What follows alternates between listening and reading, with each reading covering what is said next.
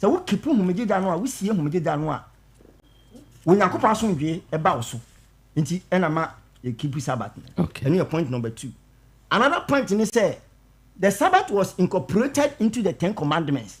Oh, ade ma homegida no ne ho ye nwanwa na esanso wo kote not koto ba bi a so you very careful ni say e kan Nyankopon mena sem du no na mena sem du no ye din kan asi meni awurade Nyankopon menya nyafofo bi anka me ho second one say nye statue bi ankoto no nsoro no nsom no third one say mo awurade Nyankopon din kwa fourth one ka se ka homegida na si nkonkron no fifth ni si di wagya no na ni na nkwa na war wasasi so ana six ni si nkokum nipa seven ni si enkwase obi aware ana waware na aware no hwe no wan sey no ana 8 ni si enkobokro no awi julo enkowi obi ade ana 9 no eche se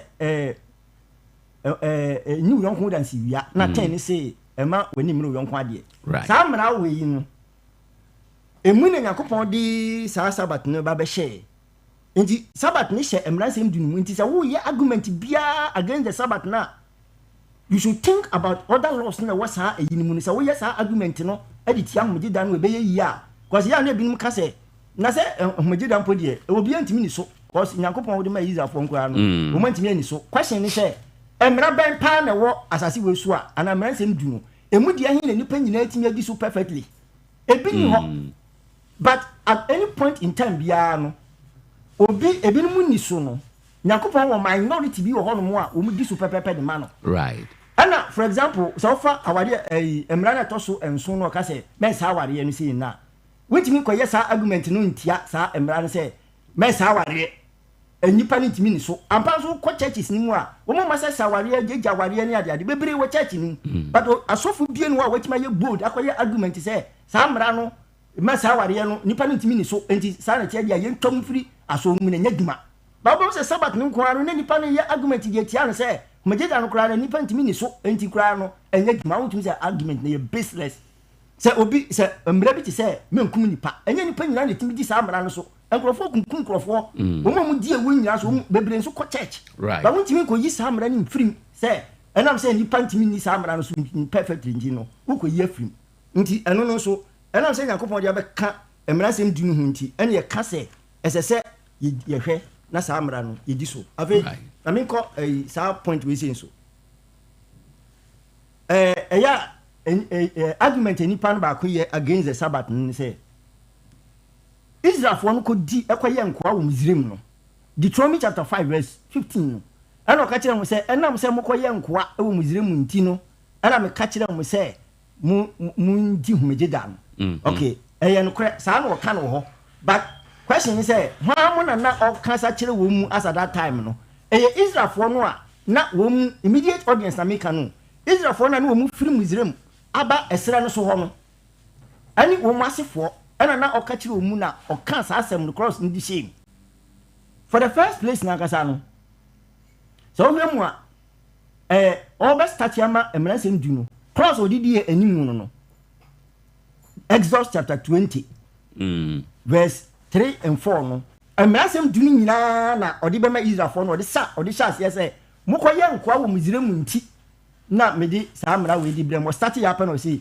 enyanya fofo bi anka me ho menyi ni so obi betima ye argumenta ensuo wom na abawom pa ne to asomu say emra no edi nka no say man som bosom no Nyankopon de ma Israel for no odi be ma wo mu no ka kire wo mu say mokoye nkoa nti na mse ma mo som bosom no ye yankoye nkoa nti ye som bosom say argument no emfa 2 enye nipa nyina ana wo mkoye enye Israelfo nyina na koye nkoa wo Misraim dabi asu sankrofo bi wo ho a wo mankoye nkoa wo Misraim but wo mu di homegida no so eyeye right ebi ni hwan Azaya ono onkan krofo na wo mu ko Egypt no onka ho Azaya ka ho Jeremiah onkan ko Israelfo no mkoye nkoa wo Misraim no onka ho but Azaya edi Nyankopon homegida no ma Israelfo no toto no o defend Nyankopon homegida no Ezekiel ono no oka etukofo no Babylon fo no Daniel ni Shadrach Meshach na Abednego no a Babylonians fo no ba kire wo mu adi wo mu ko Babylon eye be 600 BC ni mu ho ba bi no 625 BC ni mu ba bi no sankrofo ni nyina no wo ma kwa ye nkwa bia wo Misraim asase so but wo mu di homegida no eyeye right enti se sa na tie dia ena na sa argument na nipa ne ye se wan kwaya kwa ewo Muslim asase so enti we di mu gida enye yi no wo se eno so ye baseless because so we are Jewfo no even New Testament no kura na Yakobon ani Israel oni ye no ye fa ne se apanfoforo Yakobon ni ye oni ya ye no eye correct so but eye by your friend say extension okay ena yetimi di sa yi ndi bem but apam na kasa de New Testament no and a New Covenant no wo se hu nkom Jeremiah 31 ena obeka nwa se mo Hebrews chapter 8 all can no see okay and all can no see woni Israel fie eni Juda fie ena be apam no right and Israel fie no Juda fie no ni omu ya apam no wontimi nyi Israel fo ni film complete na me ka se yen amamamufo no na oni ye apamfofo na emra no wayi humagi da film kwase ye wo Jewfo bi wo ho no a ade be sina me no mienu ka se no ye fro mu de Messianic Jews Jewfo na ka sa dodo na wo nyi Yesu ni ba ye wo smaller group bi wo ho no a ye fro mu Messianic Jews wo mu de wo mu gi Yakobon ahyede ni nyina atum wo mu gi Old Testament ni tum wo mu gi New Testament ni so atum wo mu fere breath hadasa na sankrofo no still ade be sina me no mienu ka se wo mu da ho keep Sabbath no right na ye da na ye amamamufo no ye ba system nu no ye ko hunu nyansa ade a chen sankrofo no na ye ma Bible interpretation ni say humedi dan de wo de Jewfo na enye ye so enti sa reasons yi enso e ka ho enti na ma na odesi na makwa aba okay nti me ba na wato aso de aka mu no okay. Na ode aka ye ho na me earlier no bisa question say wo de yewura Bible no mu a me bisa question say eda obede som ehia if you say me bisa sa bi if you say na nsa bi yedi nkomo no o twen yadwen siso say ebre no adane nti amasom no ene emu ne ye no bebre adane nti bebre na adane no se de amre bi na asofodie ne te no ye ebre no sesa ye no asofodie no so asesa nti no obi nso betimi aka se nanso ene wo na wotwe no mu o se nansia na fa ye wadwuma na fa daba kono ka ho nso no fa ye homegida nti me kan nansia na ebesi me memeneda na me de da enso no eye kwasiada no home me de som nyame a me som nso ani ana o make me can play say enso ani kire say Yakobon fa sa prerogative no e me nipa okay oni Yakobon akasa e bo na de no ohun e na obo enani nyina na nsia otutu din Yakobon na da tutu dan din ya na obo ka say Yakobon Bible nu kran wan tu da bi adin wo mu bua wo mu nyim ade no first day no Yakobon de number no and the two din ya fa no Yom Rishon say Israeli catch say Rishon na say first and now one the first day no ya fa Yom Rishon second day Yom Revi watutu ni nyina din and 7 day no of the Shabbat but the Yakobon ye say the Yakobon ye say onu Yakobon wisdom mu no ordinansia ana edi ma odi aduma ana odi nansia dia ma enipa ana onu watusu ade etoso enson no watusu ade etoso enson right eti Yakobon ya arrangement ndada on fa sa akwanya no ema enipa Yakobon mra sem du no on ma enipa bi akwan so on sakrem bia wo so on sakrem oh ena Jesus be wi ase so no na confusion be bre e was Sabbath no efa oni Jewfo no ntem but sa confusion we dey ensi se bibi ti se eda no asesa ana se eda na change ana yira ana se yehu da kro ana se bia obi wankasa betimi de bi dia ye wayi sa argument na mpie na je se de Yakobon ye no a oyi kire Israelfo no eno na Jesus be wi ase so obetoi oh oba na obeto ye no eno na stamp so a ono so na wodi eko aso no Luke 4:16 na verse 31 ni ade no me da say Yakoba na me pa cho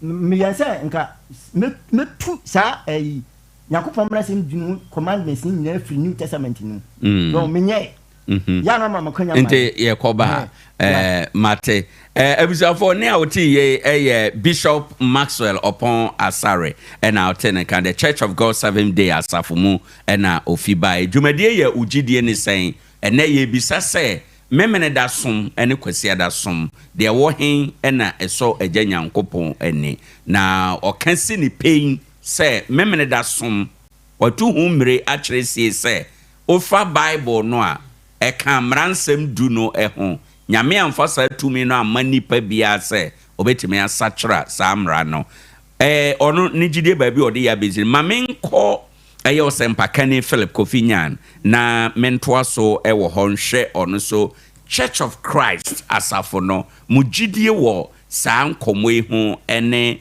dia ewo he na memisa ne se ye yaje nkwa Yesu Kristo a yedi nachi ni wuo ni wusɔreɛ enti ɛna ama ye nyina ye frɛ ye ho sɛ ye a Kristofo yi ɔba wiase no na ɔsom da bɛn medase na misan enchia itifu nyina so right now the ejaka sauna orka kase bi de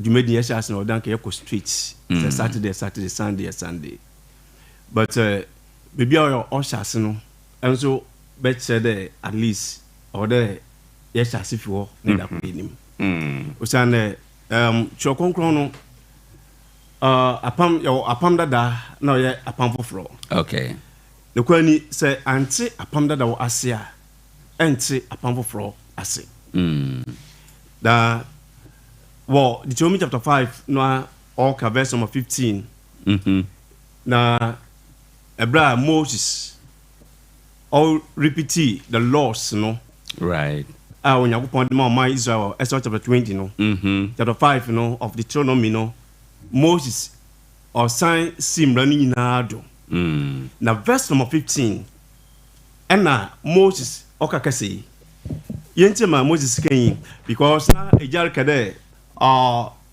kasa na Moses eken no en single Sabbath enkwa okay dem oyamra nyina ba yehwe akenkan so ne yehwe de oyamra nyina anaso de oy Sabbath ti radiation Deuteronomy chapter 5 verse 15 na kai say we are kwa Misraim asase so yeah the rade wo nyankopon de ensa eden ne basa watene mu yi wo free ho enti na erade wo nyankopon hye wo se de homeda enka wonti osiro losin kan nyina no wo nyankopon kan de mikoyin free Israel nti na me se me den menji awore me de of course those laws no nyankopon mra odemo wo but Sabbath no there or special emphasis there again okay you know Sabbath onyankopon odemo man Israel and or your man Israel now ye kwenim ye free apam dada and never apam fro right Deuteronomy chapter 31 verse number 31 to 35 onyankopon kan there apam fro ebeba right Hebrews chapter 8 ekede apam fro aba. The question be saying that Jesus obey no odi humeda another when they humeda right for sure yen kan Galatians chapter 4 verse number 4 and 5 Jesus ebra obey wiase na osase de oye asapaka djuma kapim de oku wi awasendua no do no before wabakwa asendua no do no owura Yesu Kristo Tima kwenkanka the yanhwe that Jesus odi Sabbath ana wendi okay na ebre no wie duro no onyankopon soma ne ba oba wo no ma wo no emra ase se ombeji won a wo emra ase no awon na wo emra ase no ajufo okay and Jesus na lankasa no oba no na emra no ayedwuma ewiase Jesus ebemu eno no Sompa FM in me there Sabbatarian star quote the Jesus kwa so dem koye the ane ebra otiase no na emra no yedwuma Sabbath emra na yedwuma apam na dem bring na no na yedwuma enkapem there owi no osore na odi be wi and the question na bisam no na no yi eno no right because there wo no won brani mu no obotum brani ti no emra no nyina Jesus ɛna de odi so sure okay nti de ye free eba ne sen na ye free saa memene da soma eye sabat no ede aba bedru enei medase odi kan Christian som no oyende na o hyase okay ebinum hyase etem enti Christian som na hyase o chokonko ni mu no in fact your eternal and external evidences are proof there Christianity or hyase na Christian som hyase no o woda o de hyase question na de hyase bi say ja no there eda ye do som no right yeah are very essential say essential say onim a esom no so onko ye odimu okay because say elusua de e wo apam fro ho a ebon ye de won a wo hyase wo say Christian som ase no wo de eda no aka ho eti yan so ya atuado no eda no otwede edi edwuma right now eda no na ye kire ne hyase me peda nne eja o proof the whole world wrong and right say Acts chapter 2 verse number 1 the day of Pentecost said that me no on si consider no more si memenda on proof to the whole world there Pentecost Sompa 101.1 no ye afese Onyankopon edema o man Israel na o man Israel di no na on si consider the mum o si memenda okay ya kan there Christian som ashasi eni Ora Yesu so obey no o promise Christian som our Matthew chapter 16 verse 18 I say I will build my church Christianity na say any okay enti what Acts chapter 2 I can verse number 1 now about verse number 40 and 41 now for 42 nsuado Acts chapter 2 na ya kan mpampi there Christian so na chase ni won ma wo hyase eno wo de eda no wo de hyase okay no twada ye no so ya tuado no eda no ye ma ya tuado na ye kwasiada ye kwasiada obi ani wo betum wagichim ana ye kada ye yo proof there Pentecost no ye Jewfo afasha no wodi no Pentecost bia no se osikosida Pentecost bia osikosida right on simemenda the Pentecost da no ho ana Jewfo no efim bia horo bai wo be di wona afasha da metam no kisansom e chase can Acts chapter 2 verse number 1 now bra 40 and 41 and 42 na story Pentecost da no toye no na wo nyina ehia faako na mpofiri mu no ehum bi a etese mframa a mu ye den a erebo free soro bai okay na be she fi a wote mu no mam say ehwe baba bokosama obatuado Jesus or promise ni so afon there one twan wo Jerusalem Acts chapter 1 enti aha no da me ahoden free so bai no wo hyase there wo kakasa foforo aha no nya ahoden wo preachi now verse number 40 and 41 na odensem bebre kan ho wa dance 101.1 FM etu won fo say mama wanye mo free enamba ebusuan kontonti mu Peter preach one more show Jerusalem I can verse 36 up to 38 preach Christ Jesus no one say then what's the one one bo su and odensem pi ka wo ho Peter ogudo preach ena won a wade fe je na asem no ma wo bo won esu won wo te Peter ni preaching no wo ma kwan ama wo den wo bon esu Christian som esu bo ewom okay na danu ara wade akra ba ye mpensa be ka won Christian som Jesus say I will build my church say me twedom wade asampa no ena wade twedom enti Christianity na chasini okay obi an to prove the wrong that Christian so na chasini apart from Acts chapter 2 I kada o Christian so na chasini nowhere in the Bible you able to prove now I consider and asem we see right the medanala was me verse number 42 was me na wo kura somafo no nkyerɛkyerɛ ne ayɔnkofa ne panububu ready di ane paibo Christian sum na chase oni Right. Enti we e abakwasam a oda wa obiale ni wo botu mu apepa no da. Na se ebinum a wosusu de or there yesom memena no. Ene yake de won proof there the day of Pentecost bia no osia memena.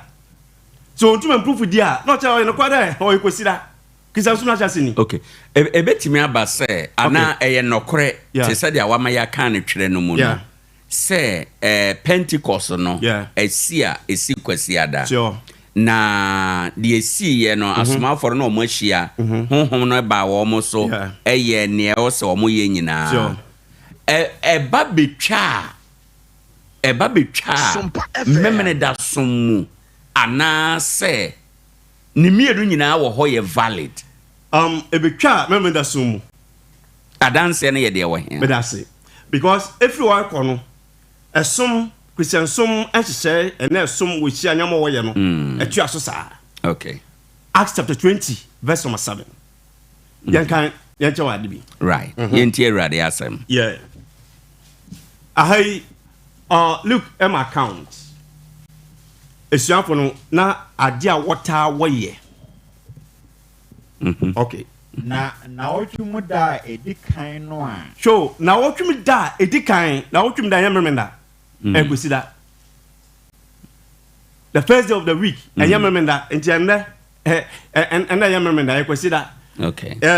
First day of the week Sunday but working day and Monday. Sunday is the first day of the week. Right. Na otwum da edikan No yeshia ese yerbubu pan. So yeshia ese yerbubu pan no erade didi. That's because I say breaking of bread in the New Testament, you know. Now it depended the context. It depended the context. You know. On the Bible say this breaking of bread or one normal meal or the Lord's Supper. Acts chapter 20 verse number 7. The breaking of bread na wahano. Erade didi.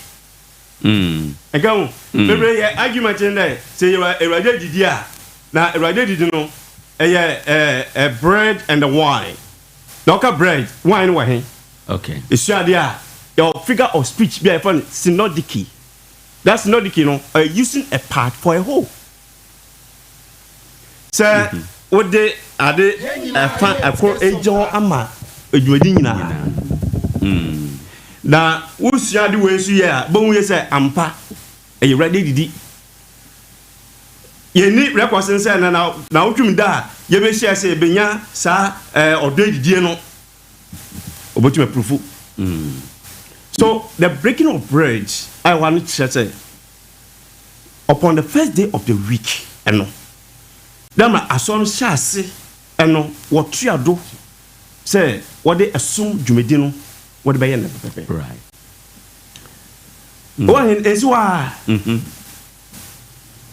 upon the first day of the week say bano entoboa am so kanu na wakanu ade simple trada sa de 8 pe wo fa ha sen na ayi but can contest no na hwe the meaning 101.1 bearing of what we are saying or not. Checking kano 1 Corinthians chapter 16. Say e ba say yembo foto yemfam mu awrade djuma.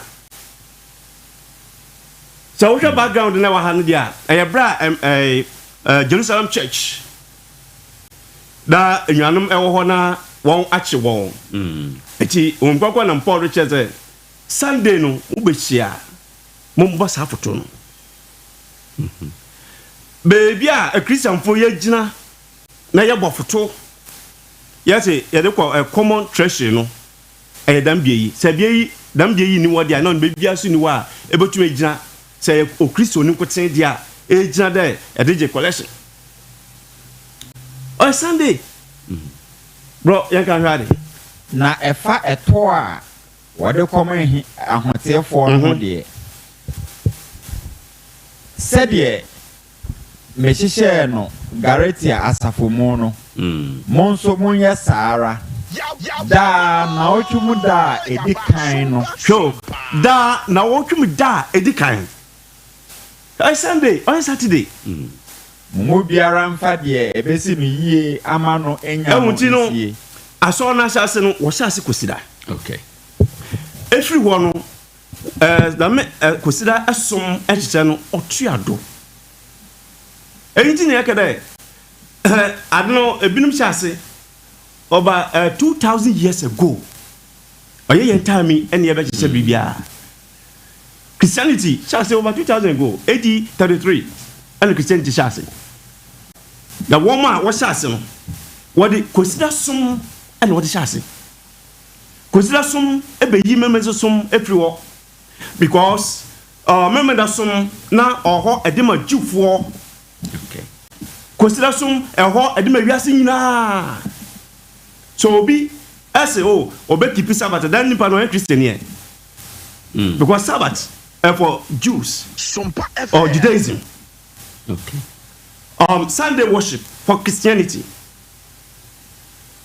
right inti kwasiada som ewo ho ma wiase nyina for the world ena memene da som na ewo ho ma Jewfo enkoa sure ewo ho enum enti wo de wugina so se kwasiada som ene nia ewo se yesom se a Christopher Osana so say Christianity say kwasiada Christo som shase kwasiada sure Church of Christ for eye mu Gyedie ana maybe say Church of Christ for Gyedie ana fi say eminim say nsori ahodo bi so som kwasiada de okay nyame ba ko na nyina ye som adena say ye duru say ebi say me som kwasiada me som memene da kwasiada say waka wanya adanse wo Bible no mu de akere say na wotwe da edi kan ye kwasiada no wo Bible mu bishop so kasa no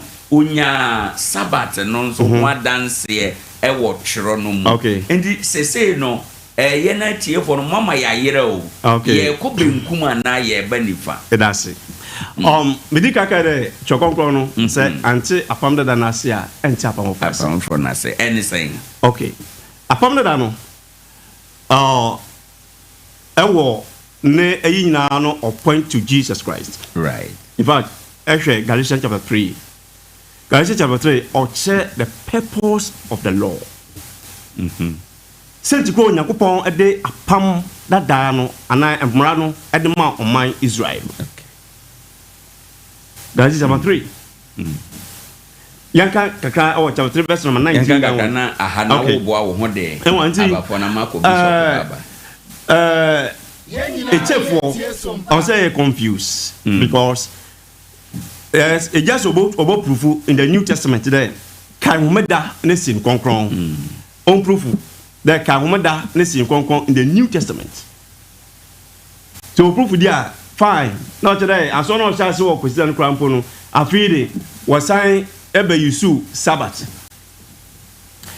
so until am there Galatians chapter 3 verse 19 yanka kan hwade na afei embrano ne den the law the Old Testament embra atoto ntina wode kan ho purpose in there embra atoto nti e na Onyankopon de kan de ma Israel kosi se asene a wahyebo na mano no Onyankopon o promise Abraham there obom na asini so the purpose of the law and there to guide the seed line emran abano a Onyankopon ka che Abraham no mo be obobon ba madam abano abem na wanam abofo so na ehyehye wo ntamgyinafo bi nsemu na ntamgyinafo de onye ba ko dia na mom Nyankopon dia but 23-24 na Gyedie nyamba ye no as osi see Paul no ka say yo Paul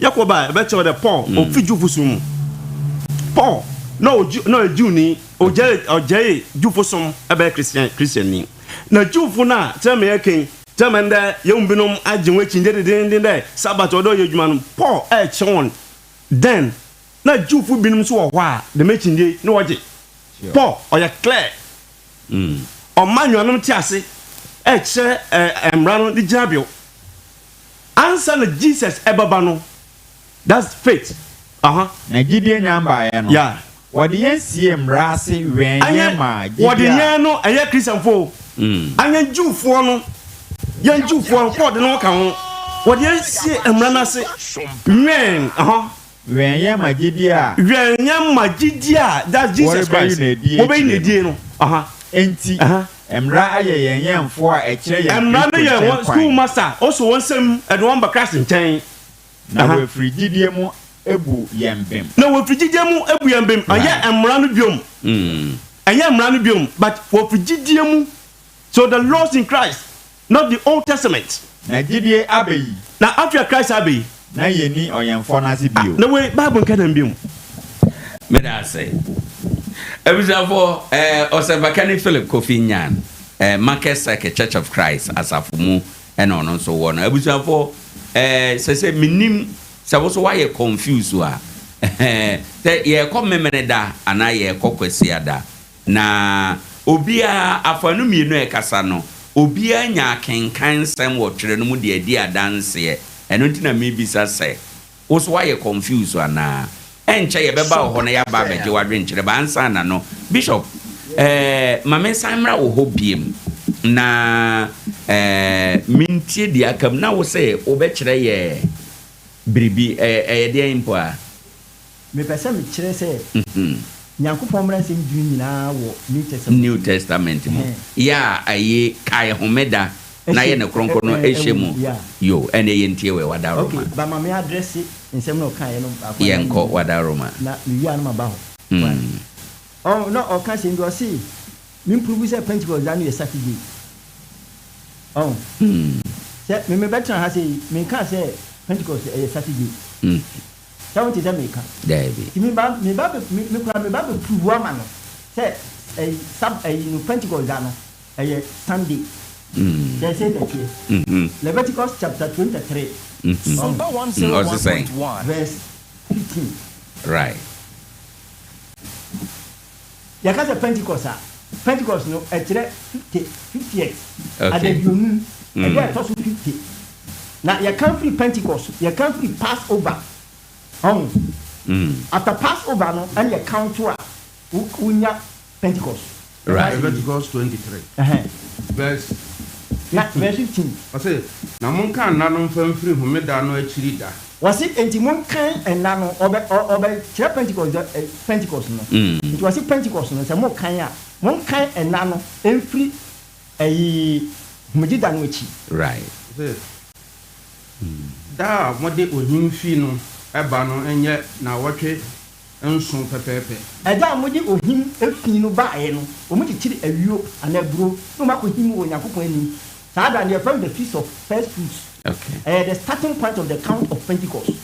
No se mon kan adapan say enson adapan what adapan here Sompa big back we na say no 7 and you kan 7 na we na say 7 times 7 is 49 when you 49 days so now verse 16 mon kan adadionu nkosi homeda a etoso nson no akiri da so ansana what the aduane afọ asanso aba enti say we kan Pentecost na we can free the homeda ba ko achi Saturday achi no one count 7 weeks when 49 days now only abesi edano a toa sa homeda na etoso nson no so edano toa homeda no a etoso nson so eyekwasi ada yes enti Pentecost no ya ka say Pentecost ankasa Greek English word o ma free Greek word Greek ni Pentecostos ana e kire say 50th day eda etoso areduonu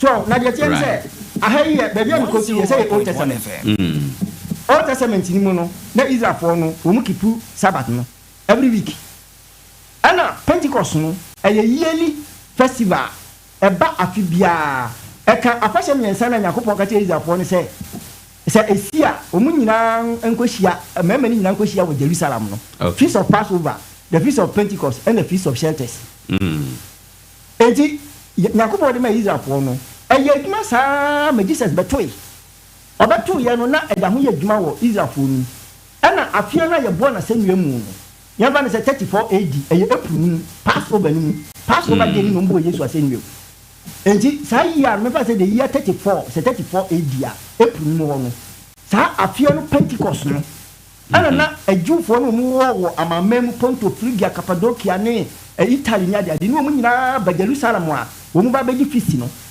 wo mu bɛdi saa Pentecost da no saa da no na honkonkon no ba wo mu so na wo mu ka kasa wodo no enti Pentecost yɛ Sunday okay but dia tie ne sɛ wo pɛ sɛ wo di so sɛ de wɔ Bible mu ne dia yɛnkɔ gyina saa Pentecost ba ko na esi afi bia no so na every Sunday bia yɛnka sɛ yɛkɔ gyina ɛno so na every Sunday bia yɛakɔsɔre o sɛ Israel no Pentecost no mo da ho di besi na me ne wo ka sɛ but wo keep Sabbath no every year every week bia wo keep Sabbath no na ni year no Pentecost day no so a no ma celebrate o ma tan ya ko kwesi ada no no ma kwesi ndi kwesi ada no ye afe ne nyina ba once a year enti yenko gyina eno so nya ka say every week bia because of Saturday adinity every week bia ye ko transport dem say ye ko ya sore na mo pese wo Jesus say the Bible no kan dia you keep the Sabbath then year Pentecost no so then you keep it sanity according to Osempa Kane o say eda sa Pentecost no toye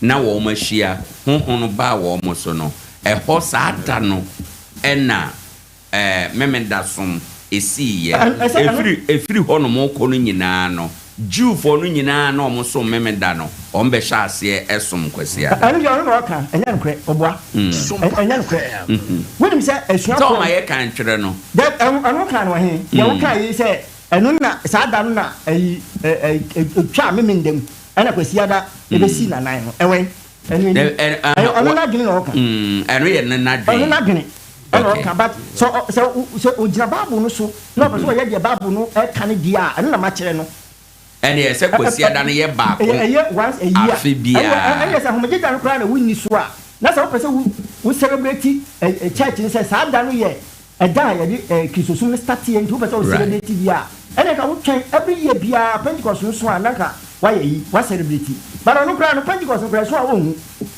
me se Pentecost every year bia so me every year bia Pentecost be so bia me hu yes me Pentecost no but ono no hu but I'm say o person ko sun kwesi adanti no na o ya research kakra do ko hu say Pentecost da ne si kwesi adanti ana wagina so a o de ka na asem no ta na ho no eti right okay na de akamu ana so de be ka ho no yeah me ba Galatians chapter 5 verse 5 no okay we say last week baby no nam na ho ano nam Galatians chapter 5 verse 5 yen tie rade asem kakra na o bonitel yes okay yen say me ma say mo wonti ma minka okay wasi Kristo ya wo no embra na se Galatians chapter 5 but the book of Galatians na kasa won team na chapter 4 team na ye gina so cho the book of Galatians na kasa say what theology na winim cho na winim say the theme of the book no asem o gina so cho mra no ewo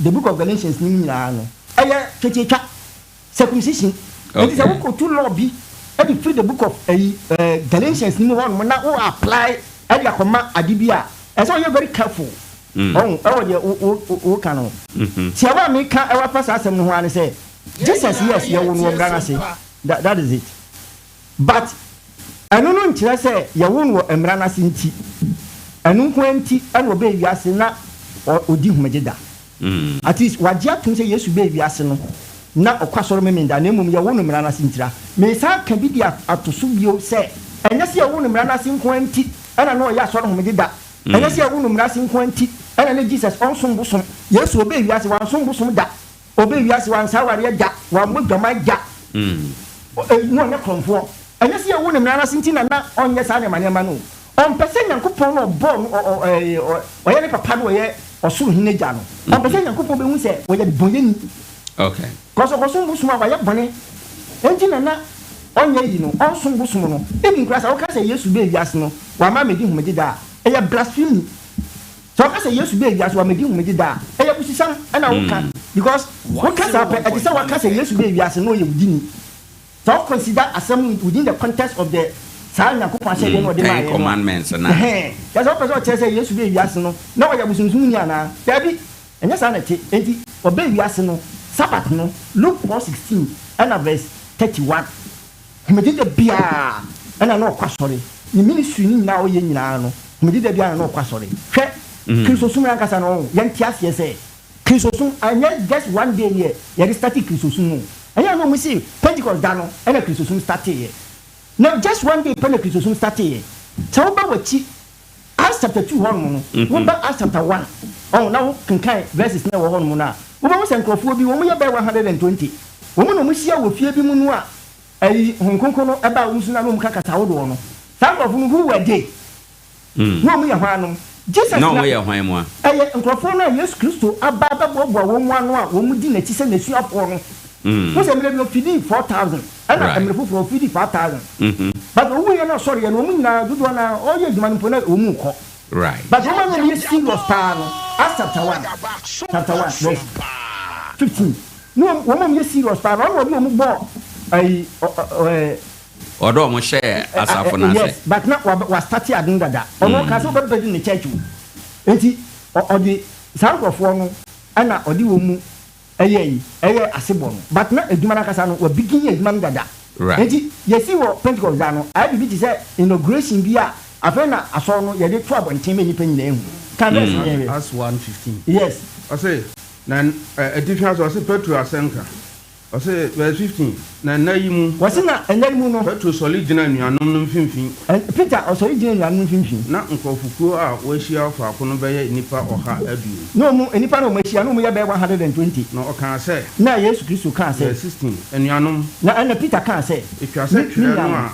etwase kunkun nam David anu asem no kan no akane no okay enti sa 120 we no ana Pentecost da no mo hia no na say bibia base dada wo okay bibia form dada ana fe ye ba betu dwa wo so enti ya no ka say Yesu Kristo ewu ye no Pentecost da na aso no start ye no me wo kasa ye na me no nya dwene because enya da krupa ye start church so enti ehɔ no so ye nhye ehɔ no so afei eya nipa bebre e mo ka say o emransem dunu de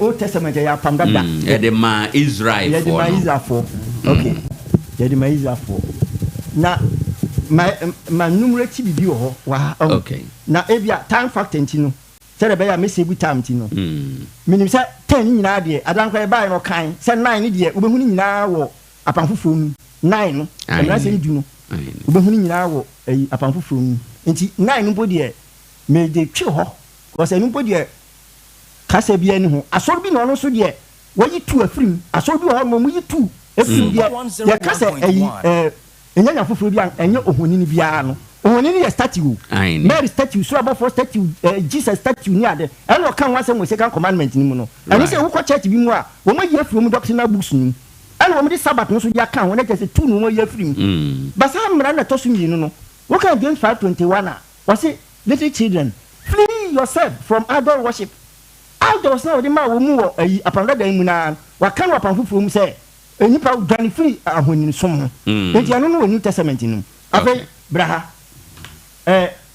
Sabbath no on kenkan Hebrews chapter 4 verse 4 and then verse 9 and 10 Hebrews chapter 4 yenti erade asem Hebrews 4:9 ene na homedadi akama Nyankopon man hwe so kan the book of Hebrews now hwe kan verse 4 we are no ba verse 9 Hebrews 4:4 o say Yenyina ye tie Sompa na baby waka eda toso nson no ho asem wase na dabi baby so waka eda toso nson no ho asem say na Nyankopon homeda toso nson efiri ni nyuma nyina mu say ya kan baby say Onyankopon humi firi na djuma oyeye nyina ho waka no he e Genesis chapter 2 verse 5 verse na ehanom 1 to 3 no na ehanom okabio say wore nhyɛn me humi wase na afei ahanom so no okabio say wore nhyɛn me humi mu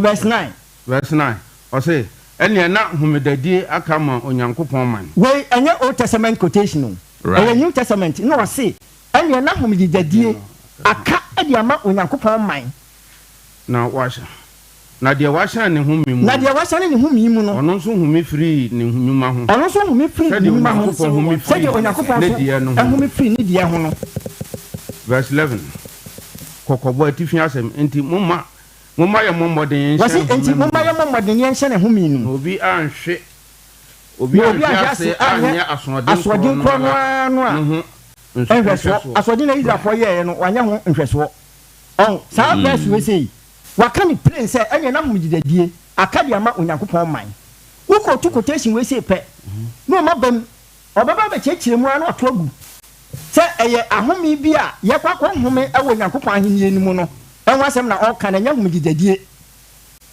wo sɛ meekɔ deep na akrakyefoɔ na bɛte deɛ meka no ase na ɛyi no yɛfrɛ sɛ ɛyi wɔ mu ɛyɛ leonard no time no nti na woyɛ ne tawu ama yɛ na mama sɛmpaka ni so aba mu ansa na yɛfa afrɛfoɔ no okay deɛ tiɛ ne sɛ ɛyi english language bɔfo kasa no ɔba bɛto bible no originally nankasa na yɛ ɛyi greek new testament no enti english language yɛ ɔno nansia na ɔbɛto ɛyi no greek no enti meekɔ greek no na makyerɛ the book of the Hebrews chapter 4 no ahome ahodoɔ mako bɛyɛ sɛ nson ɛna wɔ bible no ɛna oyusu greek words bi anapo catapausis ɛna sabbatismus ɛna ɔde nwene ade no fɛfɛɛfɛ bi ɛwɔ Hebrews chapter 4 hɔ no enti me time nti sɛ ade a me time no ɛwɔ me a anka me bono mako from verse 1 na kosi verse 11 no but me time factor nti no ye me yeni Greek word no use no ho no chapter hɔ no chapter 4 verse 9 hɔ no na o translate no ɛne na homgyidadie aka me Nyankopɔn man no ɛyɛ sabbatismus mesre me brother sɛ onkɔchake minim sɛ ebia o hwehwɛ Greek ni onkɔchake nhwɛ word na ɛhyɛ hɔ no ɛyɛ sabbatismus ɛyɛ Strong's number G4520 G ni kyerɛ sɛ Greek when you so catapausis no use a wɔde ma another kind of rest no baako ne sɛ onyankopɔn de nansia de bɔ adeɛ no onyankopɔn no ɔrest ɛwɔ ɛdɛ ɛtɔ so nson no ɛno yɛ different ɛna another rest ne sɛ wo de nansia wo de yɛ adwuma no ahome ɛdɛ ɛtɔ so nson no ɛna another rest nso ne sɛ Israelfoɔ no wɔn akɔtena Misraim bɛyɛ sɛ 400 years ɛna onyankopɔn abɛyi wɔn afiri hɔ ne wɔn yɛ adwuma nkurutu dwuma yɛ bu wɔn ne kum wɔn mu ɛna onyankopɔn abɛyi wɔn afiri hɔ ɛna ɔde wɔn aba srɛ so ɛna wɔn nantea so for 40 years ɛna Israelfoɔ no akɔtena Canaan asase no so adwuma bi anim wɔgye na home ne bo a ɛna afei yɛboro no anim nti wɔgye na home ɛna nantea no wɔn nante wɔ srɛ so nso no ɛto atwa nti wɔn aka srɛ wɔ Canaan asase no so wɔn so wɔn home tu sɛ ɛno nso ɛyɛ home bi ɛyɛ different ɛna wɔn akɔtena Canaan asase no so nso no ahome a wɔbɛnya afiri amama na ɛtɔ wɔn ahyia no ya wɔn fa ntɔkɔ ma Israelfoɔ no so ɛna civil war kora nsi Israel man na mu ya na kɛ sɛ civil war nsi na ɔma bi afa ntɔkɔ ama wɔn so di a ɛna na kɛ sɛ wɔn home wɔn sɛ no so yɛ different saa ahome no ɛna ɛyi Joshua bɛpiri bi ma wɔn mu but ɛyɛ long lasting short lasting bi ana ɛsan so sɛyɛ ɛna saa ahome no ebiri tete ɛde bɛsi nnɛ Israelfoɔ nsa nka saa ahome no da saa ahome ahorow yɛ Amerika no nyinaa no ɛna Hebrew writer no ɔtɔ de kɔma Hebrew wo nya Ghana ni ɛna Hebrew for no ɔtɔ krata kɔma wɔ mu no ɛna wɔ stating wɔ ndi saa asɛm no yɛ Hebrew for deɛ wɔsi saa asɛm ɔso ɔtwerɛ kɔma Hebrew for yes ɔtɔ kɔma Hebrew ndi yɛ Hebrew for asɛm ɛnyɛ sɛ Hebrew for nko a nti sɛ wode baba yɛn so yɛso a wɔn ti ase from that angle ansana by extension and by application no abayɛ so bayɛ nti ase no a yɛsɔfo no bebree akonya ɛfa services no ho no ɛno ne deɛ Israelfoɔ no kasa Nyankopɔn Hebrewfoɔ no ɔka asɛm no kyerɛ wɔn mu no ɛteɛ no ɛmfa wɔn adwene yɛ different ɛna Israelfoɔ no so deɛ no ɛyɛ different wɔdeɛ ɔwɔ ahene mepa kyɛw fasima baako bɔ ne tɔ fam ɛwɔ adaroma ne deɛ mu a okay nti na wode deɛ aka no ato next week no sɛ wɔntumi anka next week no ɛbaa na yɛatoɔ so afiri hanom okay nti wode fasima baako bɔ ne tɔ fam ayɛ okay enti mami ko say sa word na se hon mu sabbatismus no a cognate Greek word to the word sabbaton our Greek kasem sabbaton is Strong's number 4521 right. It is translated as Sabbath 59 times in the King James Bible version. Okay. The King James Bible version as our word Sabbaton, a cognate word to the word Sabbatismus. Now, New Testament in translating 59 times. It means rest, repose, avocation, or to cease from regular work on the seventh day. That is the meaning. So the King James Bible version margin or translating or trust as Sabbatismus on the bow. 101.1 or translating as Sabbath keeping. That is a weekly repose. So, and so okay, you know, King Bible now. You are translating straight. And the amount say, and you know me the dear. I come out when you come on mine. A casa be aka. Kasa afoforo bi etwa kono wono de osanso esdi omon beba bia beba beto so yes obeba beto no ho enti se wunim Greek no dia wonko cheche sabres wo munko ntwene se eho na ye ahomi bia yakwa konya no onyakopa hen lemu na no ka se nyame nhyirawo ebisafo bishop na yatene nken so pakani ma mintio kakra se dia bishop aka na wo be penchire mu bi ana won so be kan bibi ewo fofora aka ansa na ya fa afrefo no Hebrews 4 no the a bill some medical kentino ya the bowo o you next week bidi nkomo because Hebrew writer no na onya adibio all can anything about the Old Testament. Okay. According to context onye anything about the Old Testament as some say Yakupon de apanda damra dam on mine another wiase nyina then okasa no Galatians chapter 3 also the theme is circumcision. Now actually Galatians chapter 3 verse number 19 23 I can so aye circumcision kote emra Yakupon edmo man Israel circumcision only the 10 commandments no but okamra ro wa Yakupon edmo man Israel. So Beka de Onyankopon botaya onam do mo de emra edmo man Israel. Oye circumcision kotin. Emra ahoro. Yeah, and onye the law of circumcision. But ekamra ahoro. Emra no wa ye ne djuma wie bra Jesus Christ. O wi e wa sembia no do. Now na ejalka de kisansum wansase once because okay Pentecost Oba once a year. So Christiansum shase Sunday open Pentecost no oji tuno Sunday. Sompa na Christiansum shase baby answer. Onya no kre. Enkrofo na wo hia no. For sure in the Greek term no dey or a Christian no ono obeyisu group bia. But what Acts chapter 2 a handle officially yebohu ye de enkrofo no that set of doctrines for Christianity no what more or Acts chapter 2 verse 42 no na wo kita asomafo no enchechere the Matthew chapter 28 about Jesus tell esuafo na wonko preach no verse 20 say na one church someone there when did the master won nyina do right and Jesus the doctrines be the more so officially as all chase na bibia wo chase a edako no wo chase ana Sompa dwumai ese wo do chase ana den wo chase wo besan so chase biom David wo do chase na obiara ogitum no nim oye Bible suani bia nim da Christianity na chase ni enti se yagitum na Christiansum chase kosira dia na Christiansum na chase ni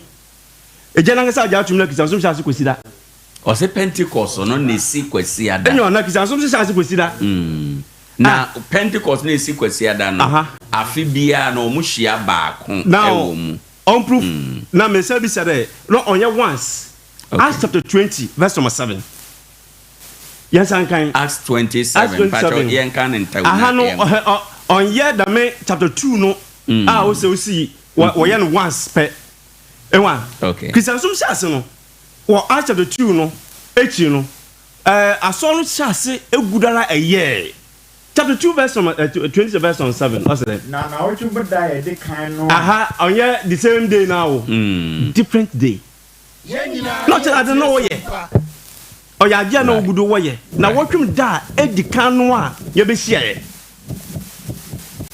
enjoy one day okay wo kodo ye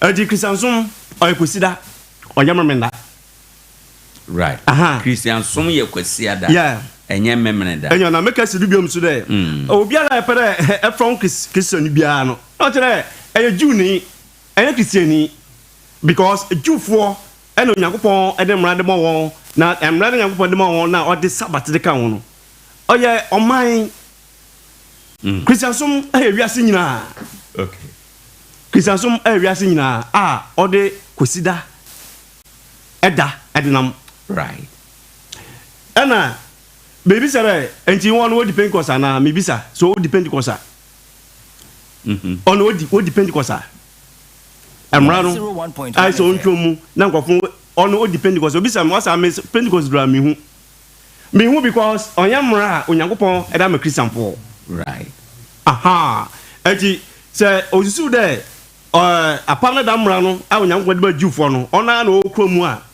osi Sunday adne sha Sunday no wonkofo no wan choda nsum biom na Jewfo mpo wasum Sunday wi wasan keep Pentecost well you need records bi Adam because echo Israel na Jewfo eleye bia enti na the book of Galatians, Colossians, Timothy 1st and 2nd and Ephesians ne fa bi no Paul and the book of Hebrews Paul ma Jewfo no ehui emra no ni gina be obra kisansum abe right can Hebrews make that contrast between the Old and the New Testament, especially Jesus Christ being the high priest.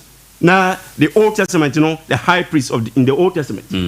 Our chair a panda dano ni gina bio our chair ora yes Christo abe okay kisansum superior essence Jewfo som me da say why ni yes ejaja tum na Christian Sunday no chase na ekena kenkan na was it Pentecost no Pentecost is Sunday Pentecost is Sunday but atwedo o si Sunday no nkofo wosome ontum gintum ontum yi mfiri mu efiri honom no Sunday bia na omokosom Sunday bia na wosom okay Acts chapter 20 verse 7 me da say yeah assembly no me ba okay yeah ma pray for some room at this point na enkomo eye den aye wo kwase da mienu biem ewo yanim enti no enye hu ye benya daje adosuko no abusuafo nso wadwen eye de wo hia 0546618774 ujina memene da ana ujina kwase ada me ba jo abadwafo no aka nti so fra ma yenhunu nie nti a ujina memene da so ana ujina kwasi da so na afi aboa ma ye nyina no yesu ade no na ye de ti ye gidie mu ekọ ye nim 0546 61 8774 0546 61 8774 na wabawram ena 0260 196062 eno nso na wabo awuram yebisa se memre da som ana kwasi da som de wo hen ena ugidie kire wo se wo se ye gina so de esom. Hello, good evening. Hello, good evening, Pastor. Potapo mwe. Ya ho ye pa mayenti o anwumrei. Sompa 101.1. Get of fight no tema oketa no say your friends come with an idea actually Christian for this no the poro no ma blessing na no mundo na meda o say Church of Christ for na ye den Church of Christ no oketa no o say no meda no atwamu yeah, mundi mu medano. No correct. At a person, yeah, it is not said to say, probably almost yeah, no mundi mu medano. Yeah. Now, the section will Acts chapter 16, verse 12, no. Acts quotation seems to be over. Acts chapter 16, verse 12. Okay. Acts chapter 16, verse 12. Okay. Verse 12. Yeah, that's it. Yeah, that's it. Nyamin Shrao. Also, bet me a friend now, wabo room 0546 618774. Hello, good evening. Good evening, sir. Me ba cha wudi ni baby o kasafi. You're from Brother Joe. Me da say brother Joe, my entie wa nwumre. Me kasafi company. Right, yenko. Sabat no anase kosiara sum. If you never hear me there. Okay, any saying? Enye kosiada. And enye memeda. Enye kosiada na enye memenda. Yes. Entie ye da ben ya. Kise sumo no. We am beso bisa omo a. O ne say. Kise sumo is Sunday, Saturday or Christ. Okay. Ono so ne de no. O se Kristo som no. O bisa se eye Saturday ana ye Sunday ana Kristo som ye Kristo. Okay, nasam no. Ye da se bebre. Hello, good evening. Hello, good evening. Me ba cha wudi ni baby o kasafi. 101.1 FM. Ba to me de radio me kasafi bra mobom. Me da se my entie wa nwumre bra. Me ba to be dem pin for nas. Right. Ewo. Nemo e kwa ne de ba ko. Any say?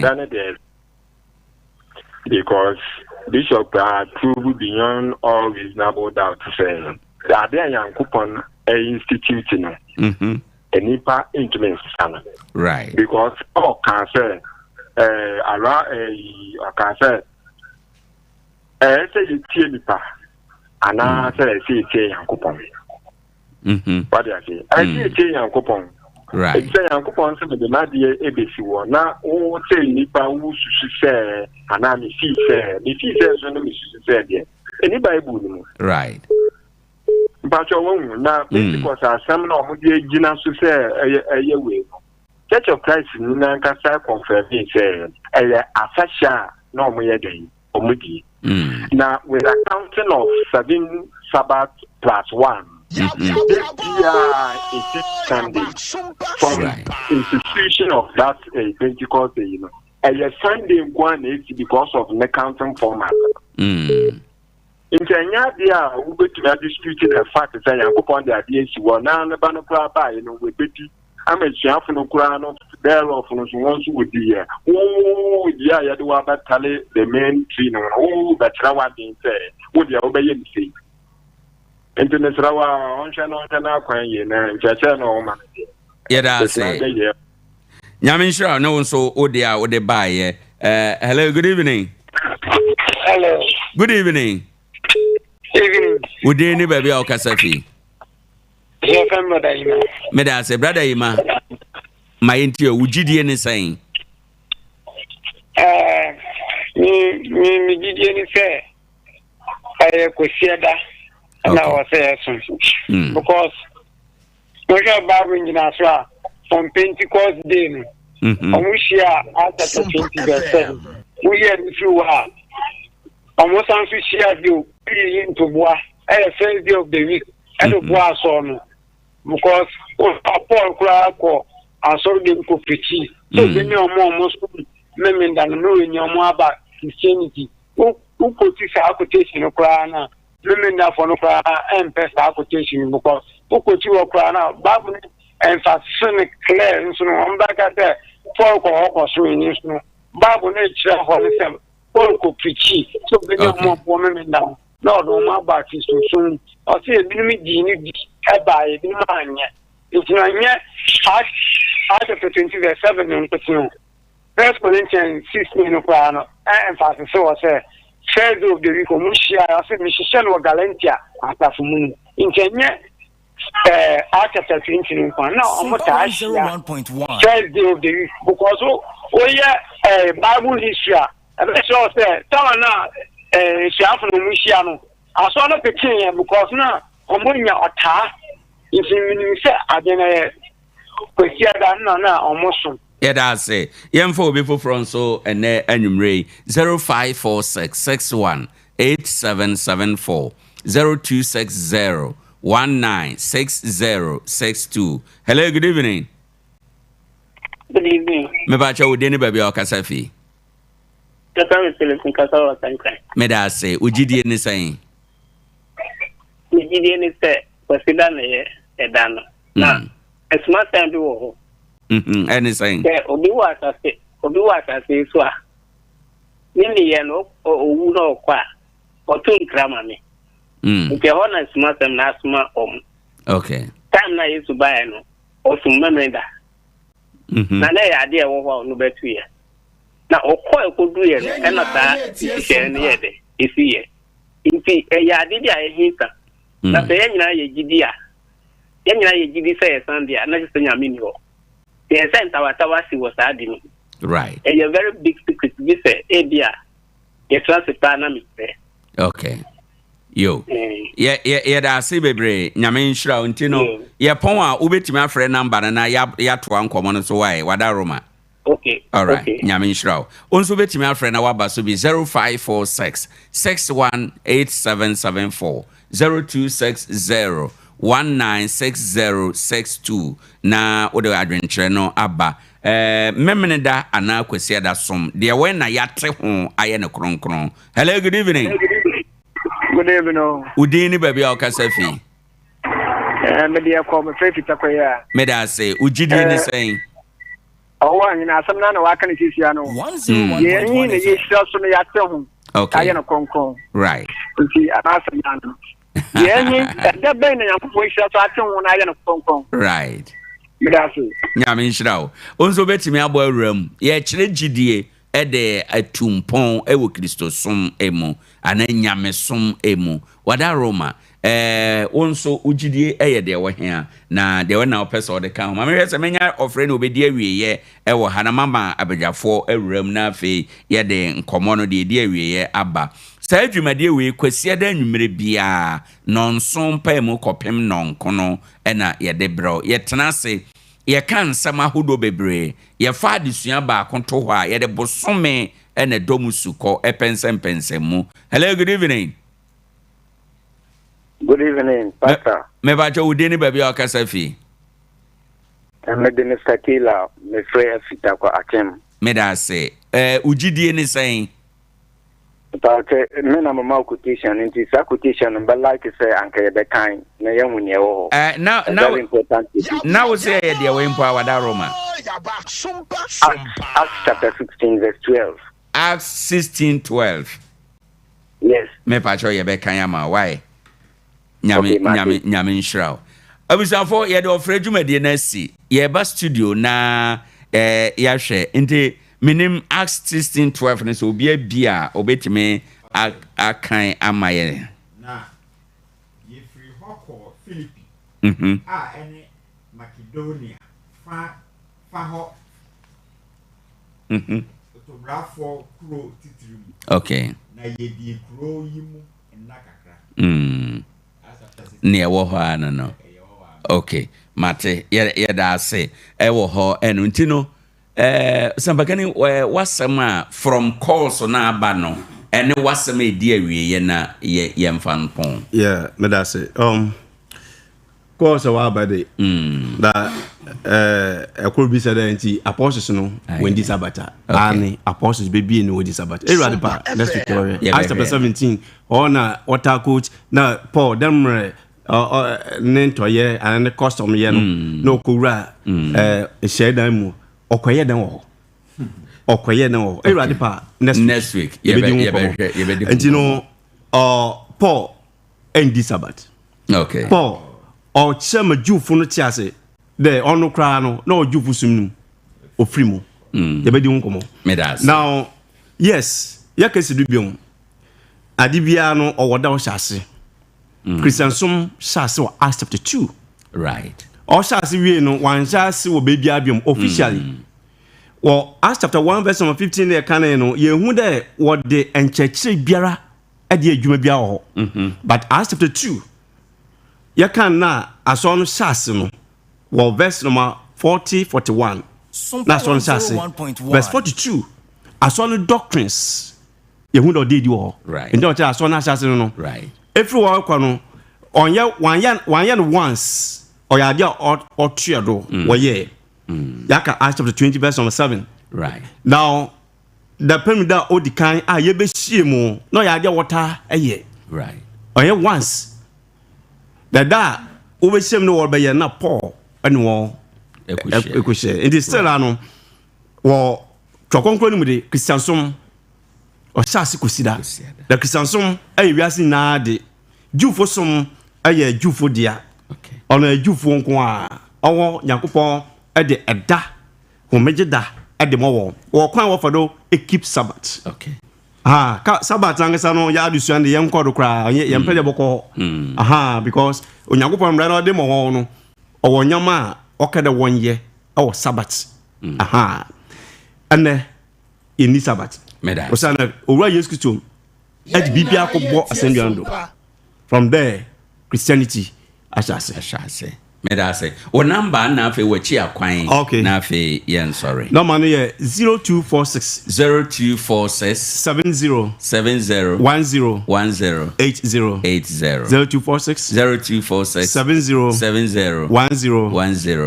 80. Yeah, or Market Secretary of Christ. Right. Or layout in Patemo. Very well. Yeda say bebre o sempa Kenny Philip Kofi Nyan and Atenga Bishop nearby no bibi wo ma be pese obefa ka ho bibi kakra na afi o do wasem dia wie ya mai na ya sorry. Okay,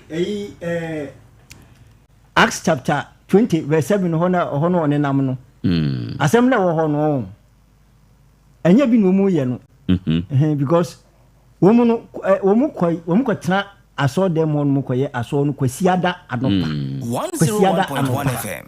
So asem no so esi kwasiada anado. Okay. Eye night. But sa kwasiada anado no ye Ghana ha no. Eye meminda enwumre. It is opposite we the wokokutu verse we na wudina so koye aso kwasiada dia. Oh, we na koye kwasiada so koye aso kwasiada dia. Enye na sesenka aso no ebe conform to the what Bible mu dia ya no we ya no meminda anado. Afa you see the shortest distance between any 2 points of argument no. A simple common sense. Okay. So was it a hono a radio didi makacha was a radio didi still I was a radio didi enti say a radio didi mpacho ka o me bati a radio didi na na your friend Lord Supper and as a communion. Okay. Lord Supper and as a communion.